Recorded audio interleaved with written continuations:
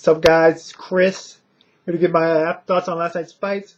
Got the radio show going in less than an hour, so I'm going to try to keep these brief for my time's sake. First up, I'm going to talk about probably the Showtime card because it was a little bit more underwhelming than I expected. First fight I saw, actually I was able to stay off the internet and avoid Twitter and everything and avoid the results from Froch Abraham. I had to avoid it until 9 o'clock West Coast time, which was quite a while to wait, but I was able to do so. Fight didn't really live up to my expectations. I expected a real war. Wasn't. It appears Carl Froch, from what they said, studied Andre Jarrell's game plan against Arthur Abraham and used it to a T. Just used that jab, stayed at a distance, and, kept Abraham off track all night. Abraham never got going in this fight once. For the most part, in a way, it kind of played out how I thought it to. I thought Froch would win.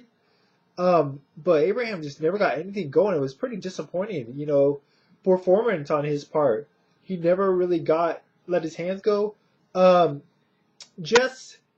when he did try to come forward, he was just winging wildly, never really set anything up. Just really didn't seem to have a good set game plan in there. Didn't really have, after the first, losing the first few rounds, never really was able to get into the fight, ever. An impressive, and, I think the HBO or the Showtime broadcast noted it, a very disciplined performance by Carl Froch. It's easy when you're having that kind of success throughout to kind of get overconfident and get in there and go for the kill. He did let his hands go when he had Abraham against the ropes at times, but never overtly so much where he put himself in danger. So, not a whole lot to say other than a very impressive win for Carl the Cobra Froch, and he retains his WBC title. Really looking forward to his next fight against Glenn Johnson. I do think that will be the bout the exciting bout that I expected this one to be. As for Abraham, I think he's in big trouble in the next fight out against Ward. If you got outboxed by Froch to such a one-sided degree, I think Andre Ward's going to have no problem doing so as well. So, but that's that. Next up, Andre Ward against Saki Obika. This was the last bout of the night for me, about 10 o'clock, 11 o'clock at night. I gotta be honest, I wasn't too into it. The best part of the fight for me was the prepackaged piece on Andre Ward's father. Didn't really know a whole lot about that. That was a good story piece, but fight itself, typical Andre Ward fight, pretty dominant win. Very physical fight, a lot of clinching, somewhat reminiscent of the Al Green's fight, if not as one-sided. Andre Ward controlled the fight for the most part. Saki Obika tried. I'll give it to Andre Ward. This is the guy who is a good technical fighter, very fast, very skilled. But on the inside, he doesn't look like a very strong fighter.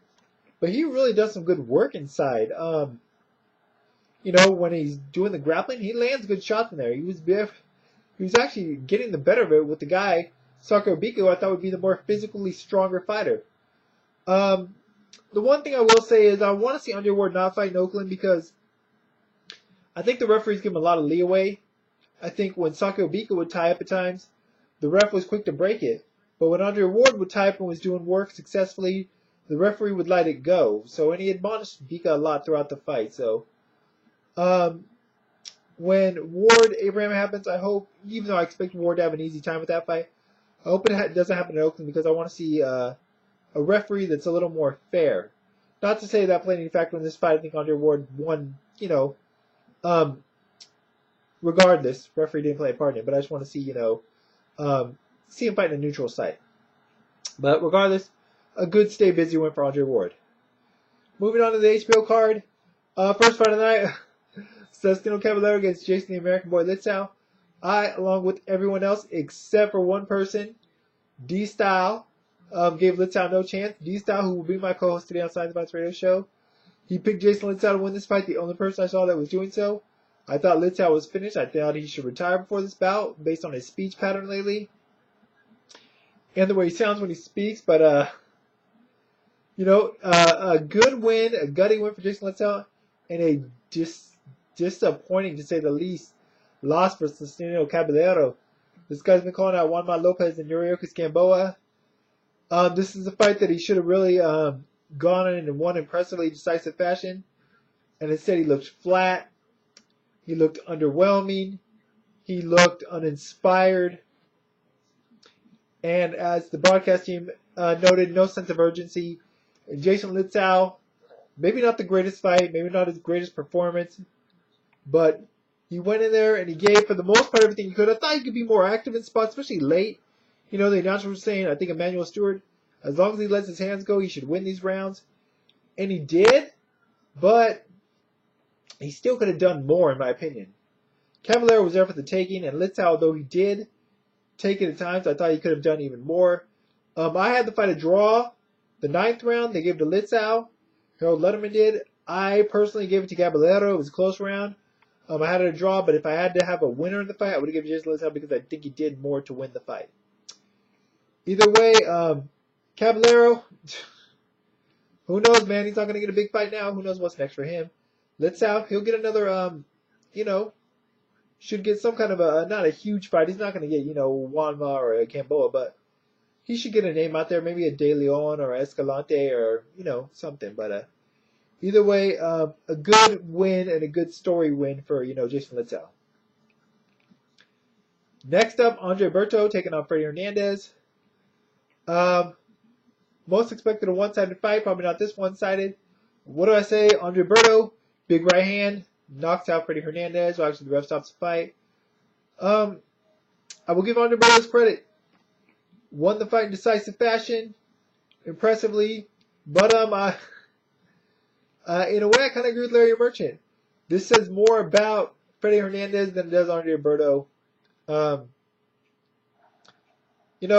No one really expected much of this fight, and we didn't get much from it. That's all I got to say. I was glad it ended early because I was really anxious to see Marquez Katsidis. What's next for Berto?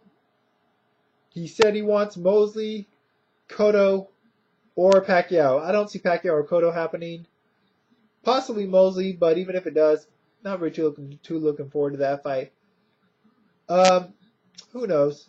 But regardless, credit to Andre Berto for going out there and taking care of business.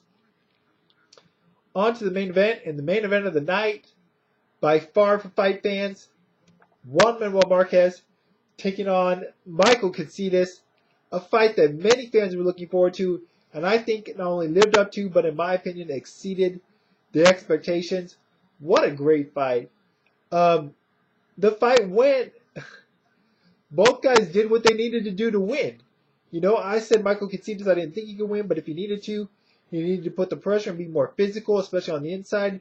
Try to wear down the older fighter, Marquez, late. He was physical. He was the aggressor. He did get inside. He did push the pace. A very strong pace. But Juan Manuel Marquez, what can you say about this guy? This guy is a true master boxer, technician, a warrior. This is a guy, Floyd Mayweather, although he beat him, Floyd Mayweather is a great technician as well, but Marquez is more willing to get in there and really, I don't know if he's more willing to, but maybe because he has to, but he's more willing to go to war. And boy, did it make for a great fight. Early on, it looked like even though Katsidis was applying the pressure, Marquez was getting the better of it with his pinpoint accuracy, just exploiting those little holes that Katsidis was giving him. But it was a close fight, but the first couple rounds looked like Marquez was going his way. And then third round, out of nowhere during exchange, bow, Katsidis knocks Marquez down with that big counter left hook. Marquez looked hurt, but similar to the first Juan Diaz fight where he got hurt, he just stood his ground instead of tying up, back to the ropes, and let his hands go. And Katsidis went in for the kill, but Marquez, great defense, was able to once again get his punches in there, going to the head and the body, and with a late flurry at the end of that round in the final 10 seconds, I actually would have scored that round 10-9 Katsidis instead of the regular 10-8 for the knockdown because I really thought Marquez rebounded well and closed out that round well. The rest of the fight, Katsidis, pressure throughout. Katsidis fought about as good a fight as he could have fought. But unfortunately, he just fought a better fighter. And I think that's what we all assumed was going to happen. Marquez just looked great, Great combinations. Mixing up to the head and the body. I mean, the guy was landing 3, 4, 5 punch combinations to the head with uppercuts mixed in. just a brilliant fighter to watch. I mean, it's a shame that the guy's 37 years old, because this is a guy that I could watch every day of the week fight. I mean, just an impressive, really entertaining fight. And, we got to give Michael Katsidis credit as well. He took this fight even after his brother passed a little over a month ago, and he made a great fight of it. It takes two fighters to make a great fight, not just one, and both fighters really made this fight what it was. As for the stoppage, 9th round, Marquez was clearly in control at this point, but Katsidis was still trying. Marquez caught him with an uppercut, Katsidis, and Katsidis kind of froze and started going back, and that was the first time in the fight where Michael Katsidis took a back step. I think Marquez knew he was hurt, knew he was there for the taking, and went for the kill and really let his hands go. And, at the time of the exact stoppage, may not have just landed a big devastating punch, but I think it was clear that Michael Katsidis was on the downfall. No need to, have him go out on his back. I think he done more than enough in the fight. He wasn't really going to win. And if you go back and watch the fight, I rewatched it this morning, I thought the referee, who I think is the best referee in boxing, Kenny Bayless, did a great job in the final round.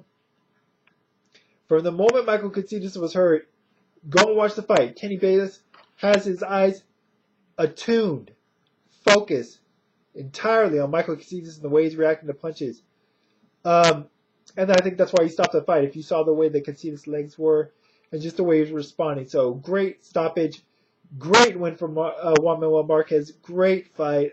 Just a great way to end a great month of boxing. The Marquez brothers started the month on a great fight and ended the month on a great fight. So just a really great fight. And I will say this, Juan Manuel Marquez, I have a few fighters that I consider favorites, but Juan Manuel Marquez is probably the one fighter who I want to watch every time he fights.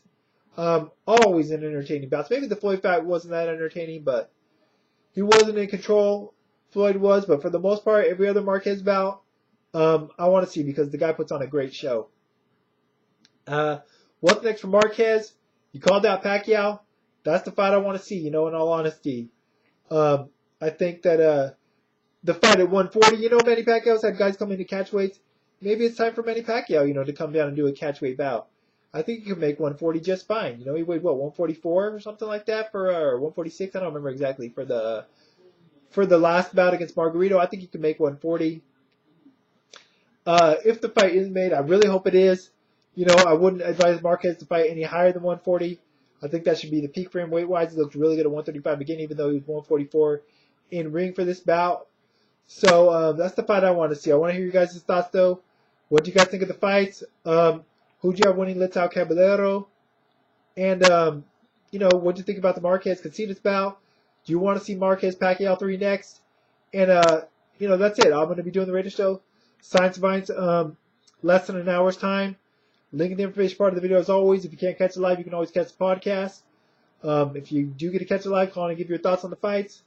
And link to my Twitter in the information part of the video as well. That's it for now, guys. Till next time, I'm out.